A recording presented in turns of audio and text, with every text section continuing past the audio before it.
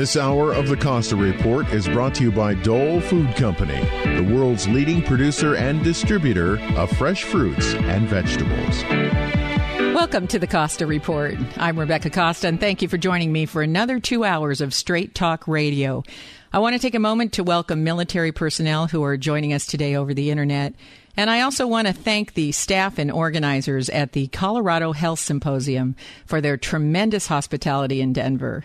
My guest this hour is civil rights lawyer Miss Gloria Allred. She'll be joining us in just a moment to talk about the latest high-profile case against the mayor of San Diego and how, once a charge of sexual harassment is made public, more victims come forward, victims who previously chose to remain silent. Before Miss Allred joins us, as is my custom each week, let me tell you a little bit about her background. Allred was born Gloria Rachel Bloom in Philadelphia. She earned her undergraduate degree in English from the University of Pennsylvania and subsequently received her master's degree from New York University and law degree from Loyola Law School. Allred was admitted to the California State Bar in 1975. You may not know that Allred spent quite a few years as a teacher working at Benjamin Franklin High School, Jordan High School, Fremont High School, and the Los Angeles Teachers Association. But as she began to run up against the way women were treated by the law in her own personal life, her passion for civil rights began to deepen. And this was soon reflected in the types of cases that she was drawn to. By 1976, she opened her own law firm with partners Michael Morocco and Nathan Goldberg. And since that time, she's been representing high-profile cases in the media, so much so that it's earned her the title, the Master of the Press Conference. Allred has played a pivotal role in bringing legal actions against Anthony Weiner, Arnold Schwarzenegger, Senator Bob Packwood, even the TSA, and she was also responsible for the first lawsuit in California for the denial of a marriage license to two same-sex couples. I want to also mention that Allred is a popular legal commentator on television and radio, as well as the author of the best-selling book, Fight Back and Win, My 30-Year Fight Against Injustice and How You Can Win Your Own Battles. It's my pleasure to welcome to the program a teacher and tireless voice for civil rights, Miss Gloria Allred. Thank you for joining us, Miss Allred. Well, thank you very much for having me. So you're in the middle of yet another high-profile case, this time against the mayor of San Diego. For those who aren't up to date on what's taken place, can you give us a little insight on how the case came to your attention and where things stand right now?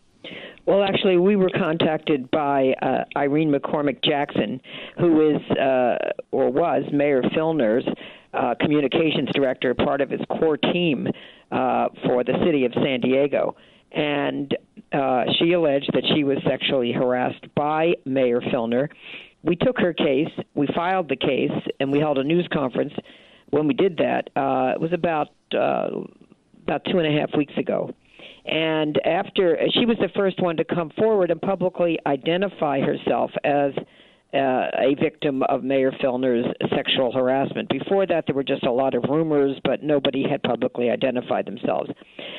We alleged that the mayor, for example, put her in a headlock, which has come to be called the Filner headlock, that he suggested that she should come to work without her panties on, that he would like to see her naked, that he would like to consummate the relationship with her, that he loved her, that he wanted to marry her, that he tried to kiss her, and she did try to push him away. And, in other words, he did not give her the respect and dignity that she had earned to which she had every right. My client, Irene, is formerly for 25 years a reporter in San Diego, very well respected, high credibility, also the editor of a major San Diego newspaper, and she had been vice president of policy for the Port of San Diego and chosen by Mayor Filner for his core team. So she has very high credibility. And after we filed that lawsuit, just about every day since, women have come out and they have identified themselves and they've spoken out publicly, and they've also said that they were victims of Mayor Filner, either while he was in Congress or some other time, that he made inappropriate sexual remarks or advances to them. So this has been like opening the floodgates, and then the women have felt inspired and empowered and have had the courage to speak out. And that's where we are today. Today, actually, we were supposed to be able to take Mayor Filner's deposition, that is his testimony under oath, in our civil lawsuit for sexual harassment. But Mayor Filner just hired an additional law firm. He now has 2 law firms. I guess he feels that just one to fight us is not enough. He has filed a motion to quash the subpoena that the city had served on him to have his deposition taken today, and also made a motion to move the case from San Diego to Imperial County. And anyway, there's a hearing on all of that September 16th, so his deposition goes over to possibly September 17th until that can be decided. Of course, we are opposed. We will be filing our opposition to his motion to move the case from San Diego County to Imperial County. After all, the sexual harassment that we allege occurred in San Diego County. He is the mayor of the city of San Diego, and he did it to Irene, who was working for him in the city of San Diego. We feel that despite the fact that there is huge press coverage, much negative about the mayor, that a jury that is fair and impartial can be found in San Diego, and the people of San Diego have a right to decide this case. Well, this brings up a good point, which I wanted to ask you about today, which is that I understand why a case like this goes public, why we call a press conference, so that we can inform other people. And this is exactly how the other victims heard about the case and perhaps had the additional courage to come forward at that point. But isn't there a point at which the publicity backfires and suddenly you've created a case for change of venue? I mean, at what point is the publicity so great that a person cannot get a fair trial in that area? Okay, well, that would be their argument. That's not our argument. That would be Mayor Filner's argument. And right. By the way, we don't call it publicity. We call it coverage of an important political issue. And by the way, you did announce me. But at some point, does that work against you? My question is, does it work against you at all? I'm going to answer that question. Yeah. No, we think that women should not have to suffer in silence. We don't think that women, as they have been, we think that it's important for women to be able to speak out under certain sets of circumstances after they receive legal advice about the benefits versus the risks of speaking out. And by the way, you did introduce me as the queen of press conferences. I want you to know that in the last 10 years alone, we've fought for and won hundreds of millions of dollars for victims. Yes. So we don't just do press conferences. We actually fight the battles. We've been to the California Supreme Court 3 times. We have published precedent-setting cases in the United States Court of Appeals and the California Court of Appeals. We've litigated one case for 23 years, one of the first against the Catholic Church, for our client who was sexually abused by 7 Catholic priests and had a baby by one of them, who was the first one in the church sex abuse scandal that we know of. And we finally, the church had to settle. But there's no question you have an extraordinary understanding of how the media works, really. Well, that's true, but we also have an extraordinary understanding of how litigation works and how to win hundreds of millions of dollars and up to $1 billion, almost in the 38 years we've been practicing law. So I just want to be clear that we are a law firm that does civil litigation, and the main focus actually is sexual harassment cases. So it made sense for Irene to come to us because what she suffered is sexual harassment. And if we can prove it, by the way, which we think we can, then the city of San Diego is strictly liable. And that's why we've sued both the city and Mayor Filner, because the point is, in California, an employer is strictly liable if an employee is found to have sexually harassed and somebody whom they supervise, and of course Mayor Filner would have been supervising Irene. Right, and it appears that many people bore witness to this. I mean, there's many people that saw this going on. Well, I don't want to comment on our evidence, but we do feel we have a strong case. Yeah, and it certainly looks that way. Our client Irene's credibility up against Mayor Filner's any day. Yeah, well, it certainly looks that way, and by all appearances, and certainly with having multiple people come forward with similar stories. Now, we have to take a short commercial break. When we come back, we're going to find out why these cases, including the admission by Anthony Weiner that he continued his internet shenanigans, why they keep happening. You're listening to the Costa Report.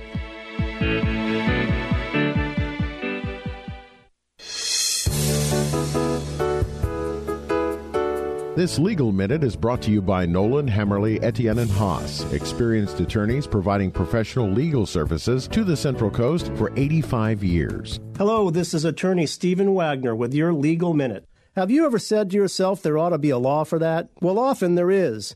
In this segment, I will address the issue of social media and hiring practices, and specifically the potential employer's right to snoop around in social media networks to gather information about the potential employee.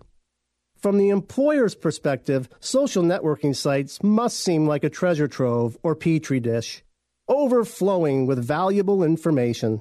The hot-button legal issue that has arisen recently relates to the employer's request, or worse yet, demand, for the candidate's password and or username.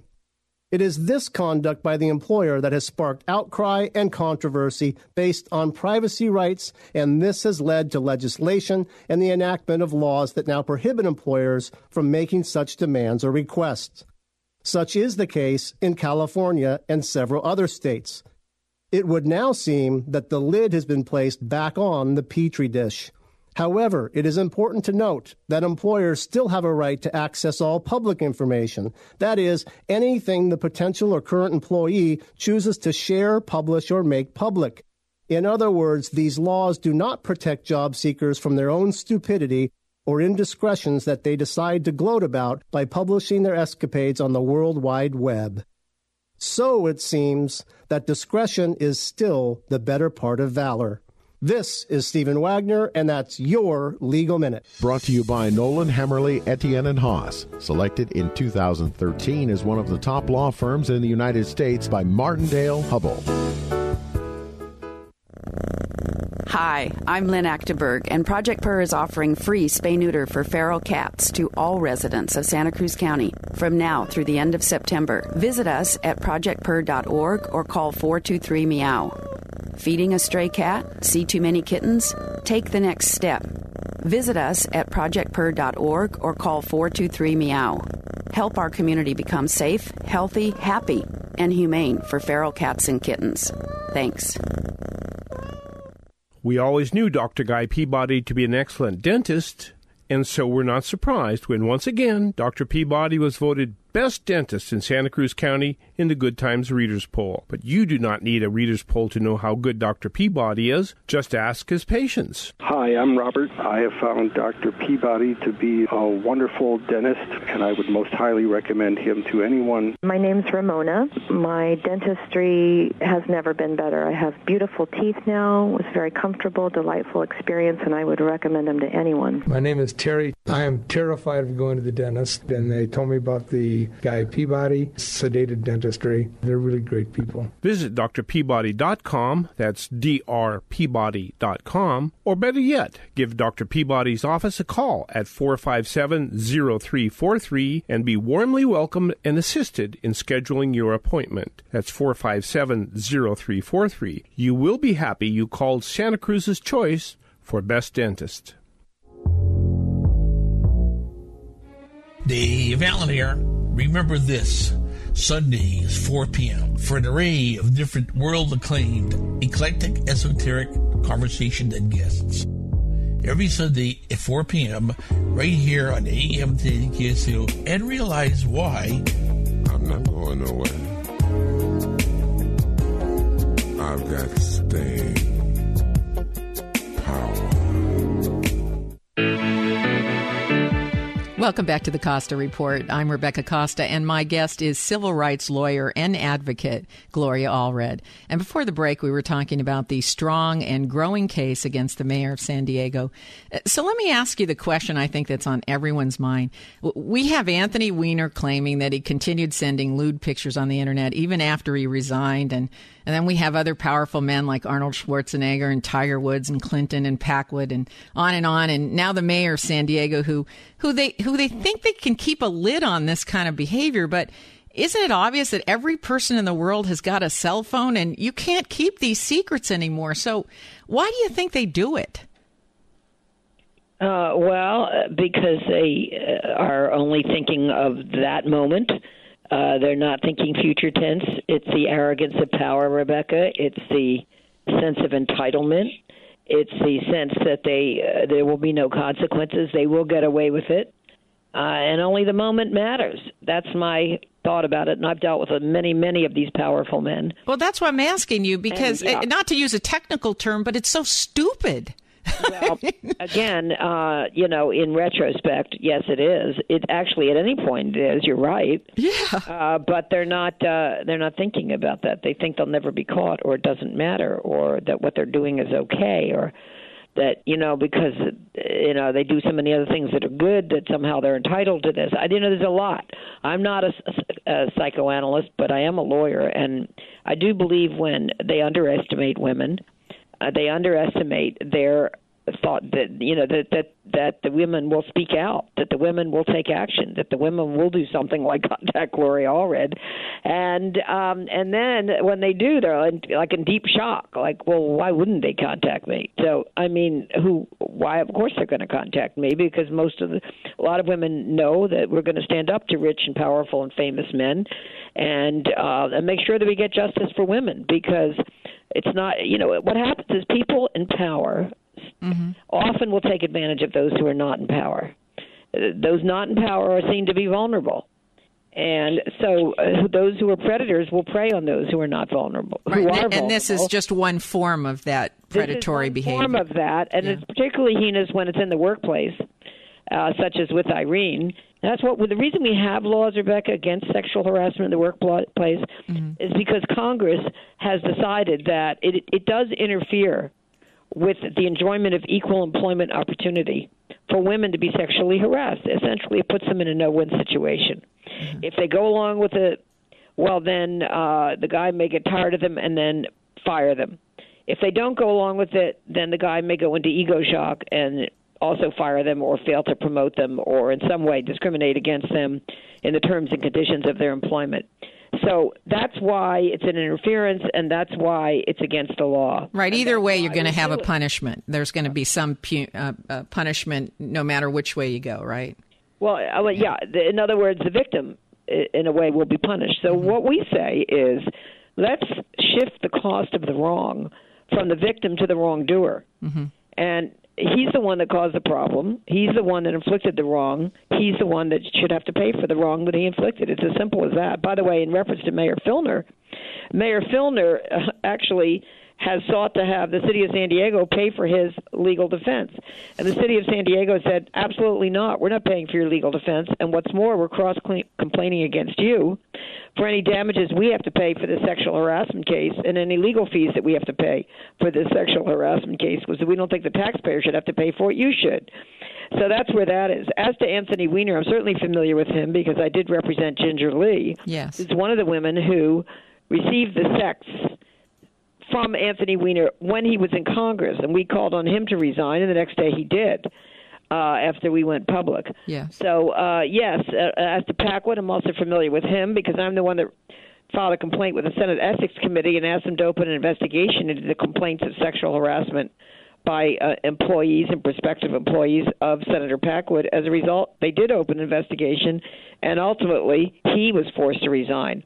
So, again, we need them to know there will be consequences for your wrong and that women are going to stand up to you.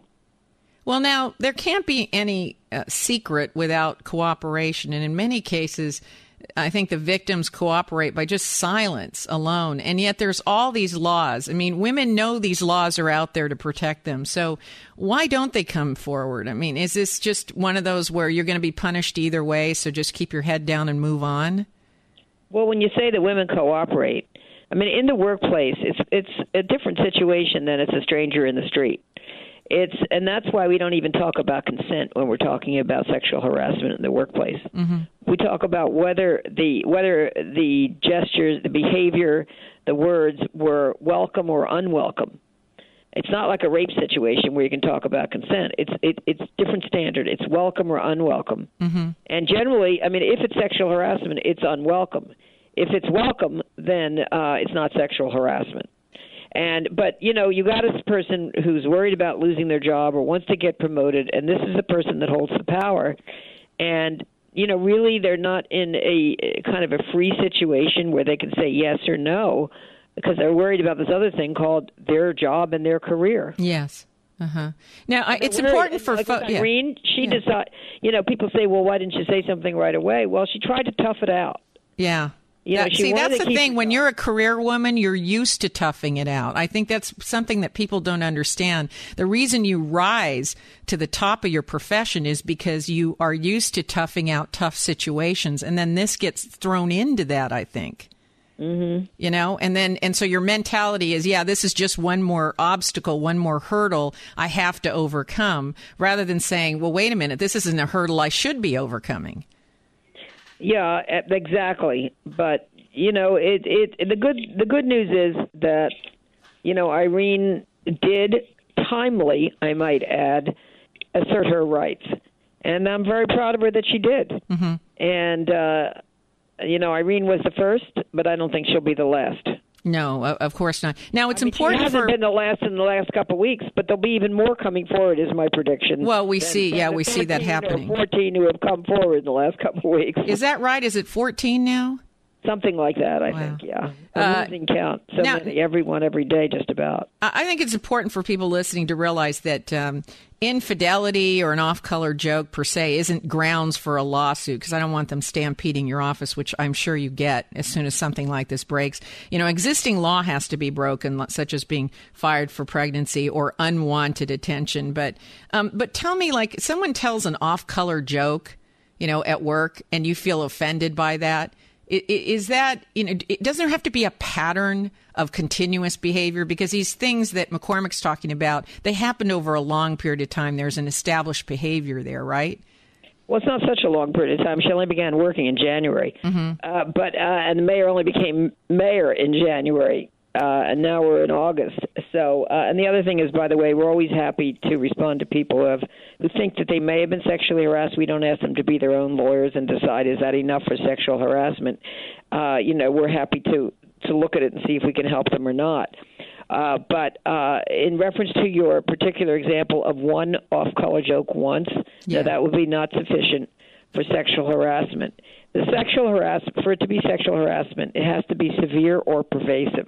Mm-hmm. And now, what's severe? Well, we've got to take a commercial break here. We'll look at that. Yeah, we've got to take a commercial break here, but I want to pick up on that when we come on the other side of the break, because I think it's good for people to know what some guidelines are that they could use before they pick up the phone.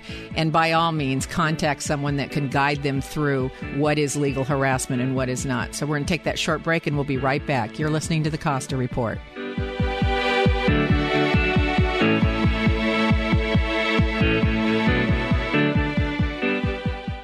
Hi, I'm Amy Tobin, cookbook author and culinary expert. Are you looking for ideas to create a more balanced meal plan?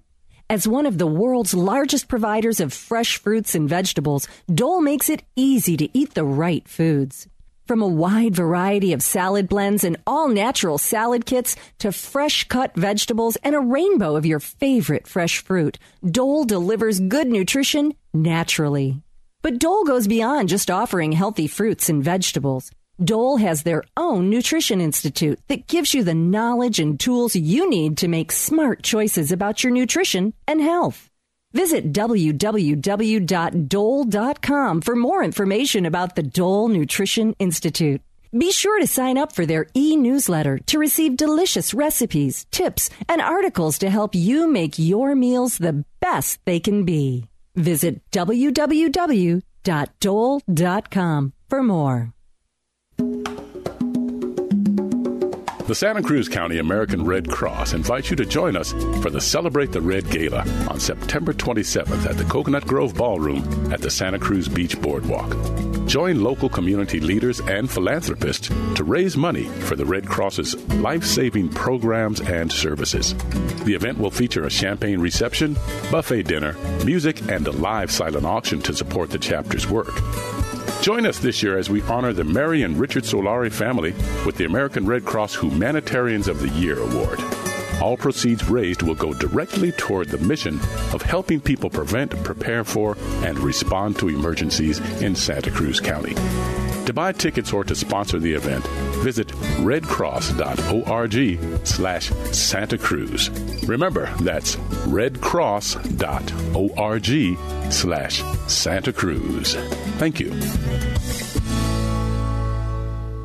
It's called Business Elite, and there's only one place you can find it on the Central Coast. Hello, I am Melvin Cooper. Business Elite here at Chevrolet of Watsonville means we do everything we need to do to get your business on the road and keep it on the road. And I am Monty Medeiros, manager of Business Elite Commercial Truck Department. With over 20 years of helping Central Coast businesses get the right truck for the right job, I am truly proud of Chevrolet of Watsonville's ability to keep your business rolling. Listen. Hi, this is Rory Odegaard from Watsonville. We recently purchased a 2012 Traverse from Chevrolet of Watsonville. Just want to say we were treated very well by Monty and the rest in there. Very happy with the process. There was no pressure. They had a nice selection. We drove off 24 hours later in our new vehicle. Get your business on the road with the help of the Business Elite Commercial Truck Department here at Chevrolet of Watsonville. And keep your business on the road with special discount pricing on commercial trucks and maintenance. For details, call or click ChevroletofWatsonville.com. We appreciate you giving us an opportunity to earn your business. Start your morning with the Mary Lou Show with your host, Mary Lou Henner, on KOMY AM 1340, Monday through Friday from 5 to 8 a.m. Scientists are narrower rules to define cancer, reining in a diagnosis. Basically what the article is talking about is that for many years, cancers have been defined a certain way. And there are a lot of pre-cancer cells that are being defined as cancer because they use the word carcinoma. And people rush to action, go through all kinds of procedures, surgeries, etc., with some of these diagnoses, and they don't really have to. These are things that probably will never, ever, ever turn into cancer. I mean, won't turn into cancer, as a matter of fact, according to this article. The Mary Lou Show is all about health, nutrition, and living a healthy, active lifestyle. So tune in The Mary Lou Show with your host, Mary Lou Henner, weekday mornings from 5 to 8 a.m. on KOMY AM 1340. Welcome back to the Costa Report. I'm Rebecca Costa, and my guest today is civil rights attorney Gloria Allred. And before our break, we were talking about a few guidelines folks could use to determine what is sexual harassment and what is not. And we use the example of one off-color joke, one time, it not being sufficient grounds. So as you point out, you can help folks sort out whether there's grounds for sexual harassment or not. So what kinds of things should they really look out for? Well, again, if it's severe or pervasive, we've had all kinds of sexual harassment cases, ranging from constant sexual remarks over a period of time to grabbing a woman's breasts, fondling her buttocks, proposing sexual intercourse, actual rape, battery. We've had employers who require the employee to watch pornography with them, to travel with them, and then get in bed with them. Sometimes they sext and send dirty emails or photos of their private parts to the employees. There's a range of what goes on.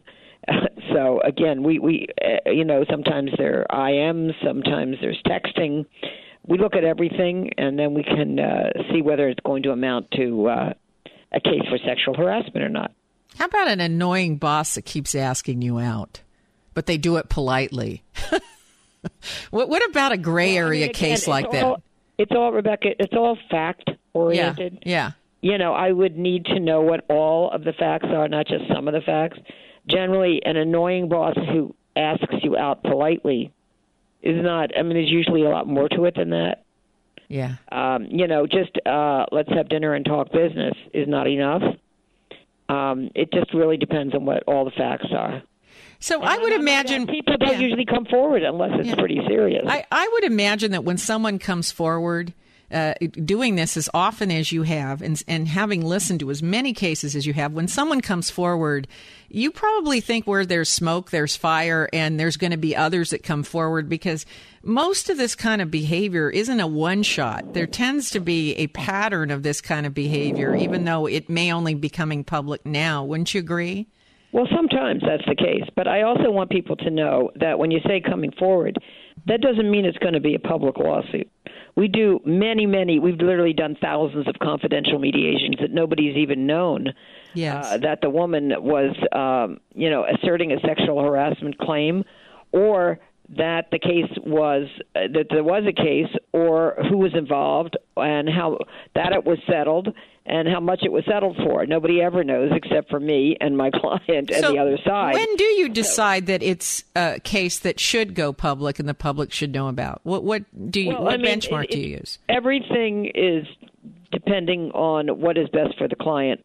Mm-hmm. And it has to be only in agreement with the client. I've had clients who want to go public, and I don't think it's a good idea for them, and then I won't do it. Yes. Or if I think it's a good idea and the client doesn't, we're not going to do it. It has to be a mutually agreeable decision, and there are many reasons why we don't think it's a good idea. So it really depends, again, on the case. But I do want to emphasize that many cases are settled before even one piece of paper is ever filed. So no one will ever know. And a lot of the other thing is that some people, especially women, fear retaliation against them if they file. Mm-hmm. And we want everyone to know that, first of all, there are laws against retaliation. There are many cases where you can't prove the sexual harassment, but you can prove the retaliation.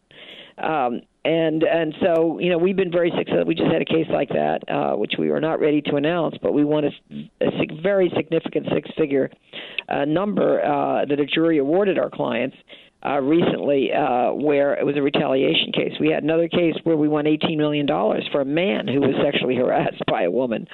And so, it really depends on it.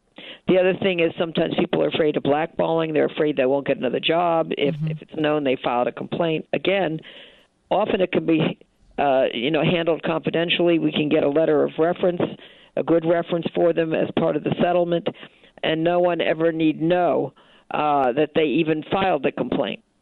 Mm-hmm. Mm-hmm. That's really important. Yeah. Yes, it's very important. Well, I worked in corporate America for 30 years, so I can honestly say that all the things that you say ring very true to me personally. Right, and women often live in fear, and fear is what keeps them, down, being continued to be used as doormats. Mm-hmm. And so we have ways of helping them to break out of that fear without the consequences that they fear. But yet getting the benefits that will help them to go on in their future.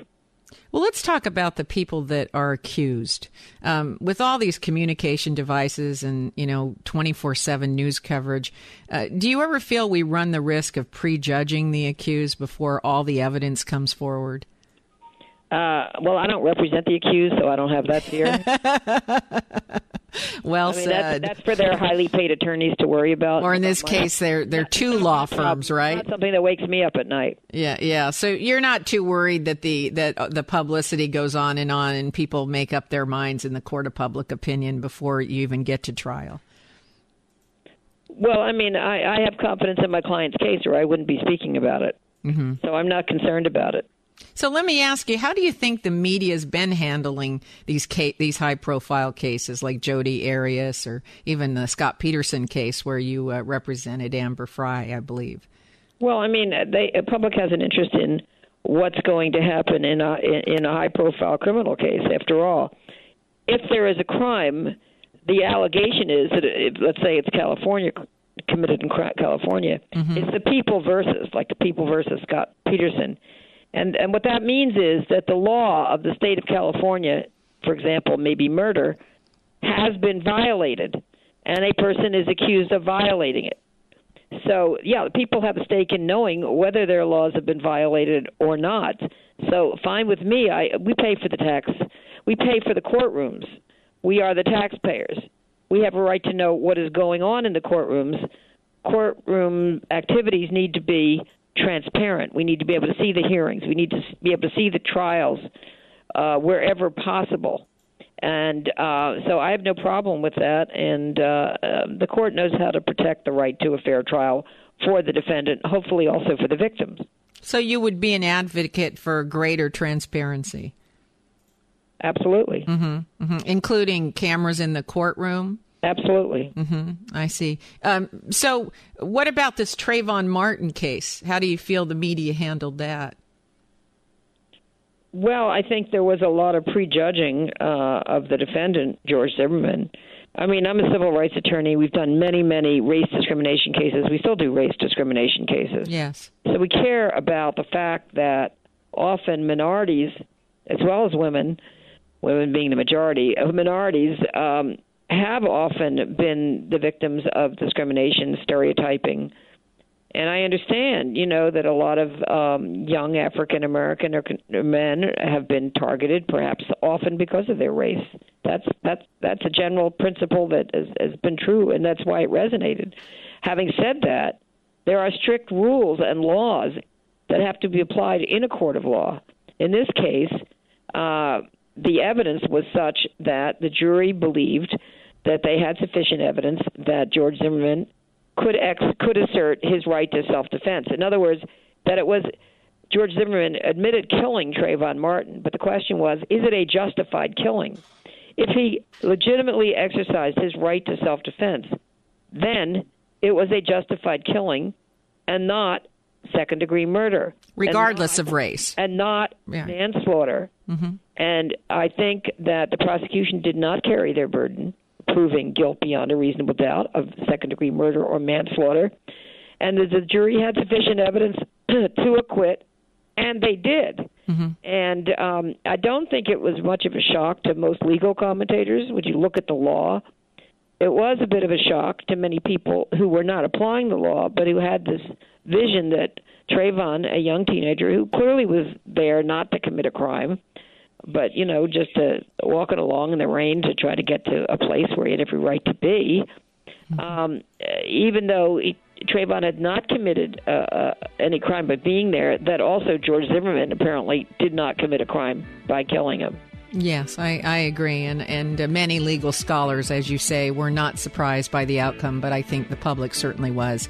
Now, we have to take our last break, and we'll be right back with civil rights attorney Gloria Allred. You're listening to the Costa Report.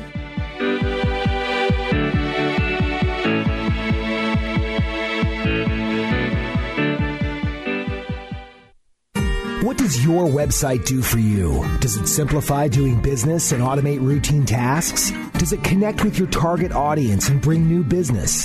If you can't answer yes, then you need to contact Sunstar Media. Located on the Monterey Peninsula for over 17 years, Sunstar Media has developed websites for startups, brick-and-mortar stores, to corporations on the stock market. What makes Sunstar different is the customization that goes into every site, tailored to each client's unique needs and vision.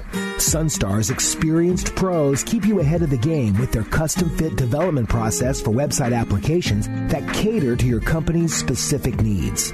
Learn more at sunstarmedia.com. Mention you heard this ad on the Rebecca Costa Show and get a free web analysis report on your current site or a free web consultation for your next project. Let's discuss how Sunstar can help you. Reach out to us at sunstarmedia.com. If you listen to the news today, you might come away with the impression that our biggest challenges are political and economic. But if this were true, then countries which have different political and economic systems would be facing different problems. But they aren't. Every government and every nation is struggling with job creation, debt, immigration, climate change, terrorism, healthcare, energy, and wild swings in financial markets. So something else must be going on. That's why I'm inviting you to get a copy of The Watchman's Rattle, a book which shows how the Roman, Mayan, and Khmer empires once faced similar challenges and what we can do to avoid their fate. Visit RebeccaCosta.com today and get a copy of The Watchman's Rattle, because once you do, you'll never look at the world the same way.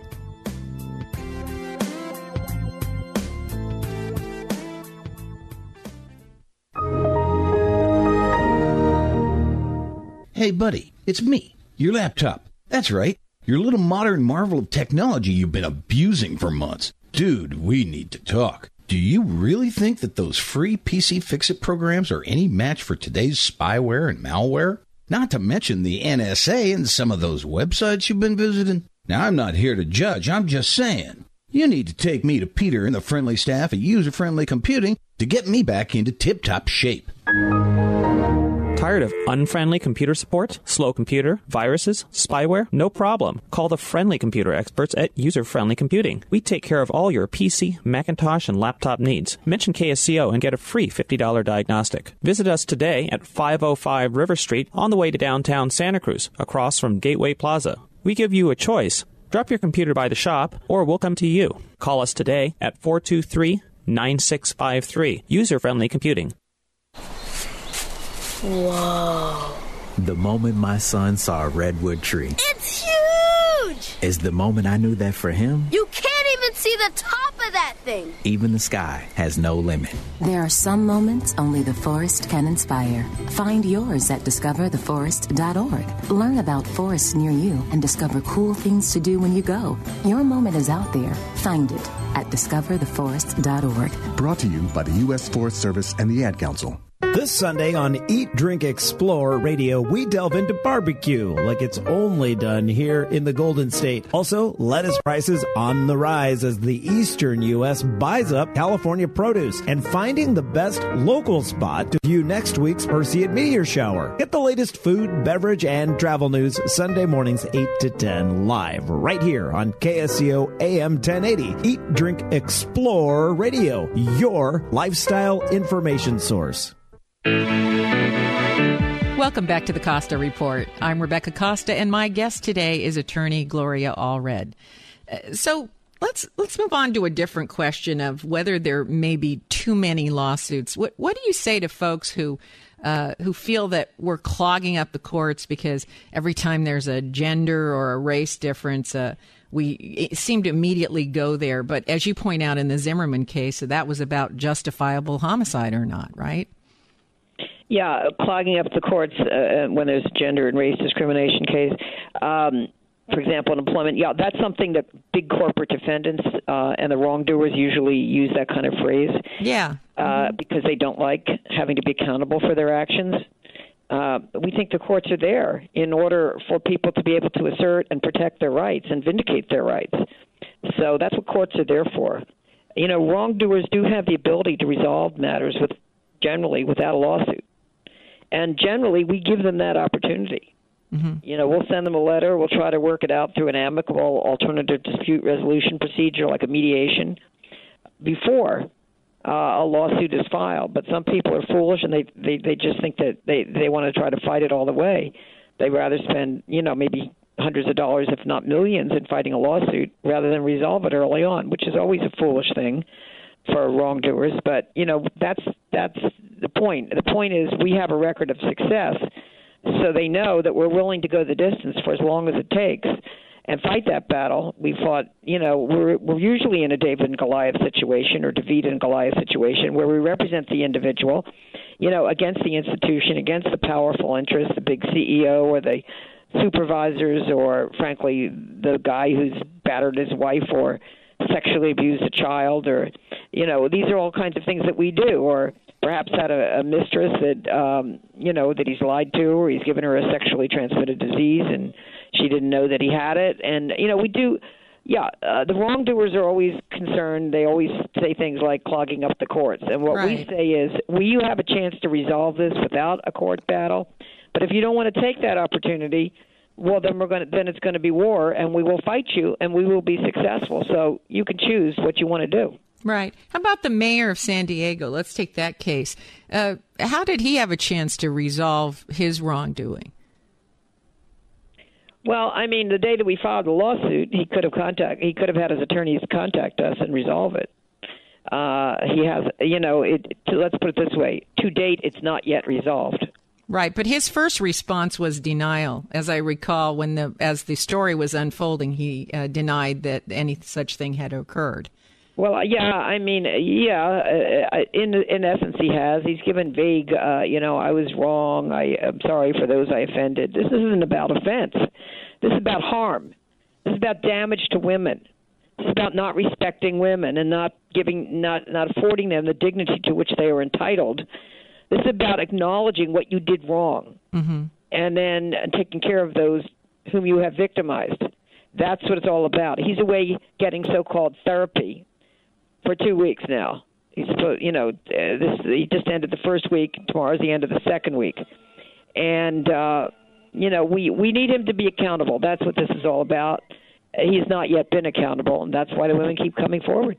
So if he apologizes and he goes to therapy for 2 weeks, which as a biologist, a sociobiologist, I have to say, is ridiculous that you're going to cure this kind of behavior in 2 weeks. I mean, people can't quit smoking in 2 weeks.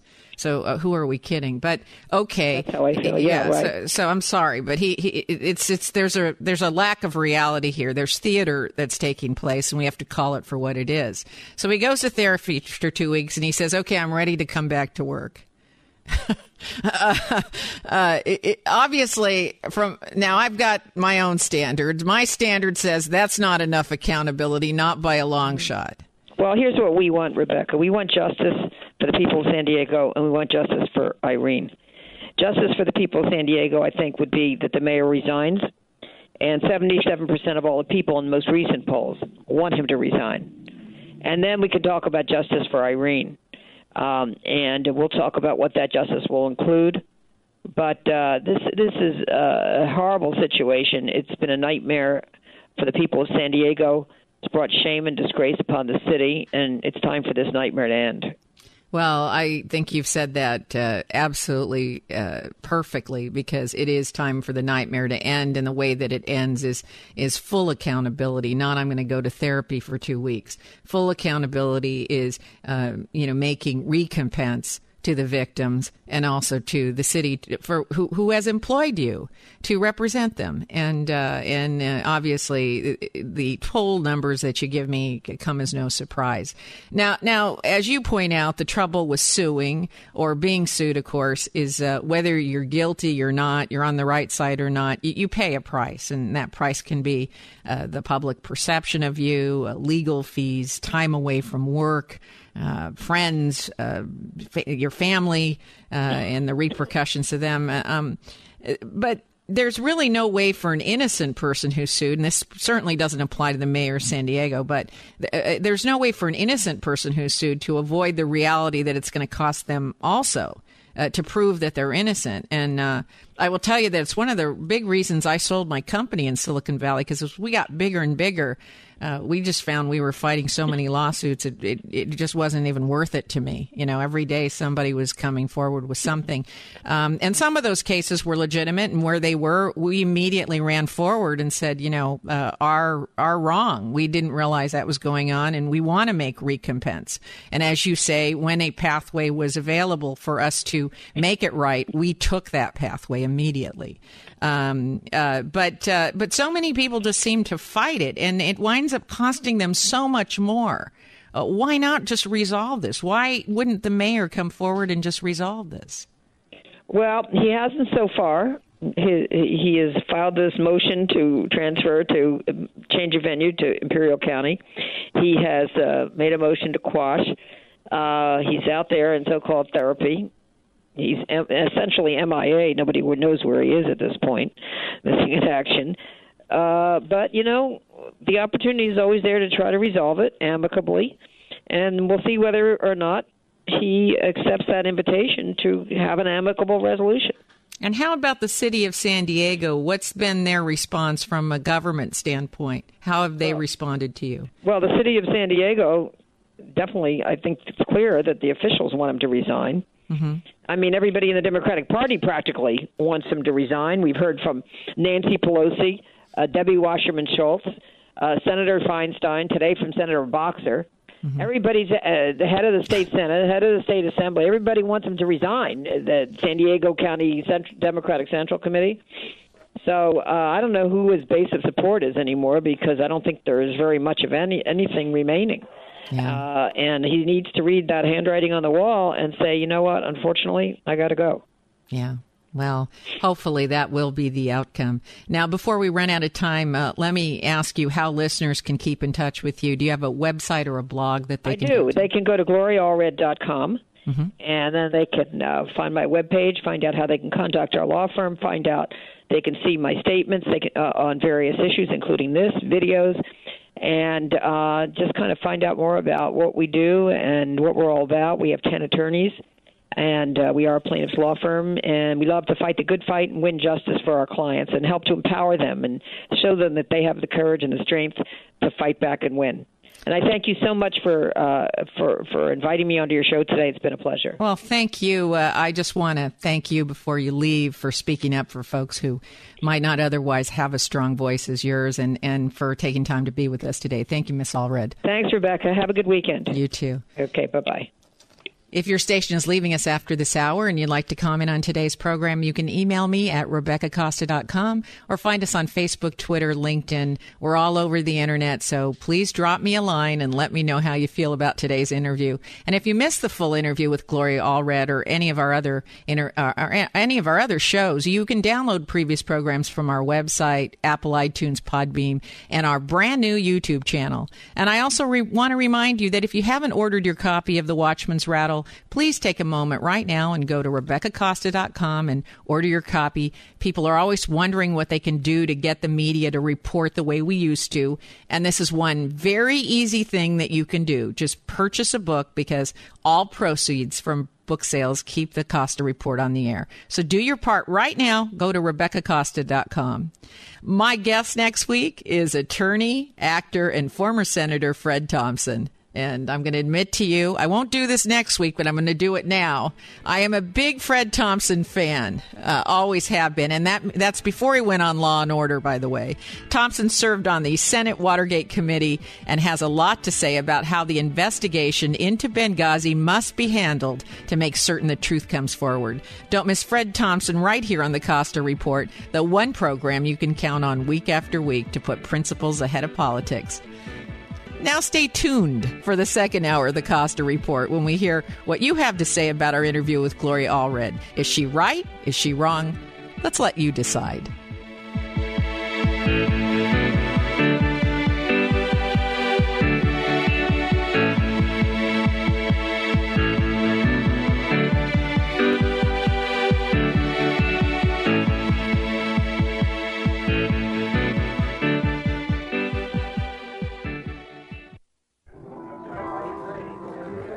Hi, I'm here today with Scott Caraccioli, owner of Caraccioli Cellars. What's the first thing folks say when they walk into your tasting room in downtown Carmel? It's not really a typical tasting room that people expect, especially in Carmel. It's a little bit updated, has a little bit more of a modern feel, but still definitely has that cellar quality and old world touch that Carmel exudes. And it really shows. It's a very sort of romantic and sexy environment. You know, we had a great interior designer and architect, Cy Teller, that brought everything together and delivering something a little bit different than the prototypical tasting room you walk into. And one more time now, where is the tasting room located and what are your hours? We're located right in the heart of Carmel by the Sea, right on Dolores between Ocean and 7th. We're open daily from 2 p.m. to 8 p.m. And on Fridays and Saturdays, we actually open up at 11 and stay open till 10 p.m. Tune in to the Sentinel Radio program Saturday morning at 8 a.m. right here on AM 1080 KSCO. Brought to you by First Church of Christ Scientist Monterey. Come into our Christian Science community reading room and bookstore and find comfort from the challenges you're facing. We have the resources that will connect you with your God-given substance. Find help now. Our address is 780 Abrego Street in Monterey. Reach out for this help today. Come in and visit or call 831-372-5076. 372-5076. Imagine me, a dog, moving in with a human. I didn't know how it would work. Turns out, my human's pretty entertaining. For instance, every time I give my human his ball, he throws it as far as he can. And I'm like, dude, that's your ball. So I go get it. But he just throws it. Again. I gotta say, though, the more he does it, the funnier it is. I love my human. A person is the best thing to happen to a shelter pet. Be that person. Adopt. Brought to you by the Ad Council and the ShelterPetProject.org. From San Jose to Salinas, Red Hot News Talk, AM 1080 KSCO Santa Cruz.